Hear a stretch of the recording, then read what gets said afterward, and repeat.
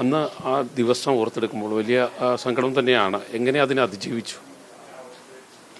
അതിജീവിച്ചു എന്ന് പറഞ്ഞു കഴിഞ്ഞാൽ അവിടെ ഞാനും അച്ഛനും അമ്മയും എൻ്റെ 2 മക്കളും 8 വയസ്സായ 2 മക്കളും കൂടി പോയ ഒരു ട്രിപ്പായിരുന്നു. പിന്നെ നമ്മൾ അച്ഛൻ പോയി കഴിഞ്ഞ് അമ്മയും ഇത് അറിയിക്കാൻ പാടില്ല, അമ്മയെ അറിയിക്കാണ്ട് എങ്ങനെയെങ്കിലും നാട്ടിലെത്തിക്കണം. അപ്പോൾ പിന്നെ നമ്മൾ സ്വന്തമായിട്ട് നമുക്ക് വരും ആ ഒരു സിറ്റുവേഷൻ വരുമ്പോൾ ആരുമില്ലാണ്ട് നമ്മളാണ് നമ്മുടെ ഫാമിലിയെ നോക്കണ്ടേന്നുള്ളത് വരുമ്പോൾ അച്ഛനെ കണ്ടുപിടിക്കണം, അച്ഛനെ കൊണ്ടുപോകണം, അവിടുത്തെ കാര്യങ്ങളൊക്കെ ചെയ്യണം എന്നുള്ളത് എനിക്ക് സ്വന്തമായിട്ട് തോന്നി.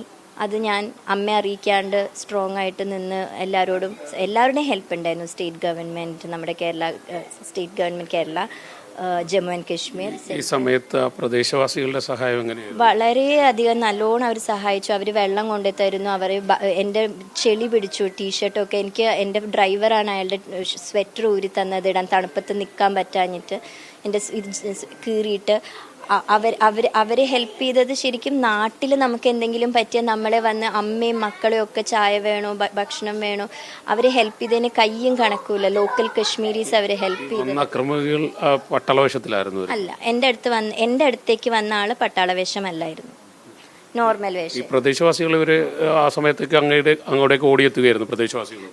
നമ്മൾ ഇറങ്ങി ഓടി കുറെ എത്തുമ്പോഴല്ലേ അവർക്കും അറിയണുള്ളൂ താഴെ. കാരണം ഈ മേലെ റേഞ്ച് ഇല്ല, ഇത്തിരി താഴേക്ക് ഇറങ്ങുമ്പോഴേ റേഞ്ച് കിട്ടുന്നുള്ളൂ. പോസ്റ്റ് പെയ്ഡായ അവിടെ പോസ്റ്റ് പെയ്ഡേ വർക്ക് ചെയ്യുള്ളൂ.